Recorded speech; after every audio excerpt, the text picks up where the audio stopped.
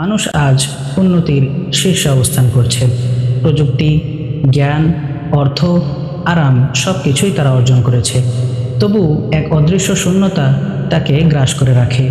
মন বারবার জিজ্ঞাসা করে, আমি কে, কেন এসেছি, কি করছি, কি করা উচিত, আমার জীবনের শেষ কোথায়? একজন বিশ্বাসী ব্যক্তি এই প্রশ্নগুলোর উত্তর হরহামেশাই খুঁজতে থাকেন। আল্লাহি, এই প্রশ্নগুলোর সঠিক উত্তর কেবল ইসলামই প্রদান করেছে, কেবল ইসলামই প্রদান করেছে, কেবল ইসলামই প্রদান করেছে।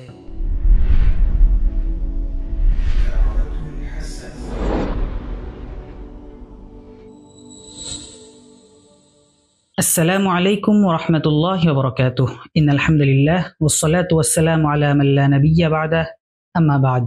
ফাআউযু বিল্লাহি মিনাশ শাইতানির রাজীম। বিসমিল্লাহির রাহমানির রাহিম। ক্বালা আল্লাহু তাআলা: ই'লামু আন্নামাল হায়াতুদ দুনিয়া লা'iবুন ওয়া লাহওয়ুন ওয়া যিনাতুন ওয়া তাফাখুরুন। ওয়া ক্বালা রাসূলুল্লাহি সাল্লাল্লাহু আলাইহি ওয়াসাল্লাম: আল কাইয়িসু মান দানা নাফসাহু ওয়া আমিলা লিমা বা'দাল মাউত, আও কামা ক্বালা আলাইহিস সালাতু ওয়াস সালাম। সম্মানিত দর্শক শ্রোতা, মুসলিম ভাই এবং বন্ধুগণ, সকলকে আন্তরিক শুভেচ্ছা ও মোবারকবাদ জানিয়ে শুরু করছি আজকের সংক্ষিপ্ত ভিডিও বার্তা। সম্মানিত দর্শক শ্রোতা, মানুষ আজ উন্নতির শীর্ষে অবস্থান করছে। প্রযুক্তি, জ্ঞান, অর্থ, আরাম সবকিছুই তারা অর্জন করেছে। তবু এক অদৃশ্য শূন্যতা তাকে গ্রাস করে রাখে।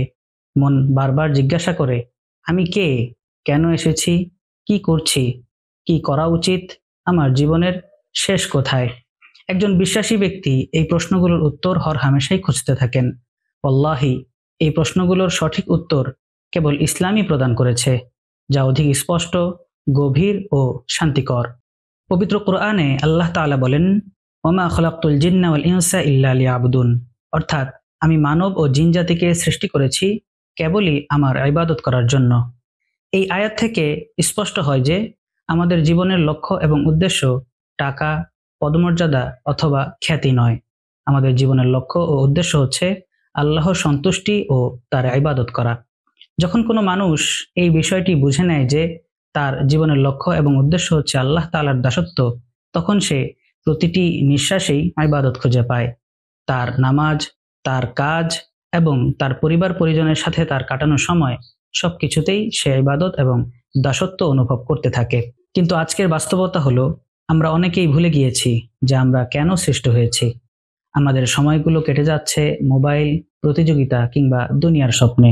অথচ কোরআন আমাদেরকে স্মরণ করায়, ই'লামু আন্নামাল হায়াতুদ দুনিয়া লাইবুন ওয়া লাহওয়ুন ওয়া যিনাতুন ওয়া তাফাখুরুন, অর্থাৎ তোমরা জেনে রাখো, নিশ্চয়ই দুনিয়ার জীবন হচ্ছে খেলা, আনন্দ, সাজসজ্জা ও পারস্পরিক গর্বের মধ্যে। আল্লাহ তাআলা আমাদের পরীক্ষা নিচ্ছেন।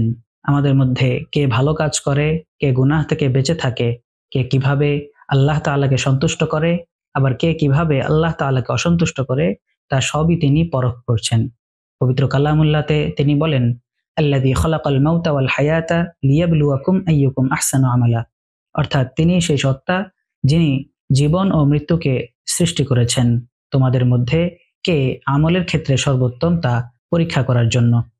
আমরা যদি পরীক্ষার আসল উদ্দেশ্য ভুলে যাই, তাহলে আমরা কখনোই সফলকাম হতে পারবো না। তাই আমাদের জীবনের লক্ষ্য এবং উদ্দেশ্য হচ্ছে আল্লাহ তাআলাকে চেনা, তাকে ভালোবাসা, তার নির্দেশ মানা, নামাজ, রোজা, যাকাত যথাযথভাবে পালন সহ সৎ কাজ দিয়ে জীবন সাজানো, গুনাহ ও অন্যায় থেকে দূরে থাকা এবং তাওবা করা, মানুষের উপকার করা, অহংকার ও অন্যায় ত্যাগ করা, আখিরাতের প্রস্তুতি নেওয়া। কেননা শেষ সময় কখন চলে আসে তা আমাদের সকলেরই অজানা।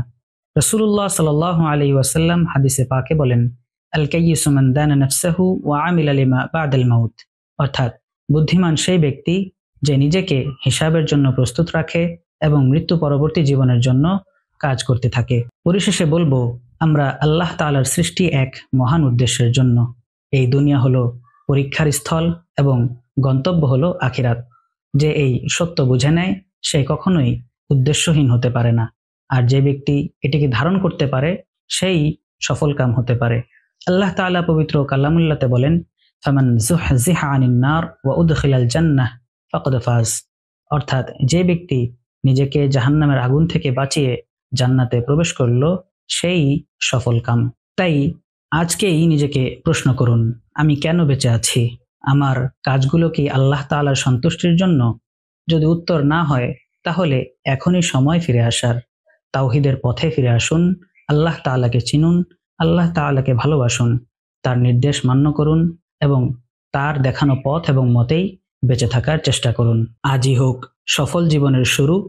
প্রতিনিয়তই সেই শুরুকে চূড়ান্ত সফলতার পথে ধাবিত করুন। আল্লাহ তাআলা আমাদের সকলের হায়াতে জিন্দেগিকে তার সন্তুষ্টি তালাশ করে চিরস্থায়ী জান্নাত অর্জন করে নেওয়ার তৌফিক দান করুন।